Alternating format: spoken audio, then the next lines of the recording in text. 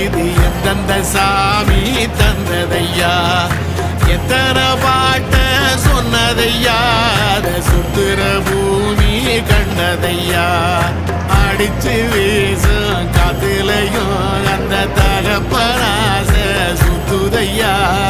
பிடிச்சு பூக்கும் விதையிலும் ஒரு வம்சத்து கதையே உள்ளதையா 100 தலைமுறை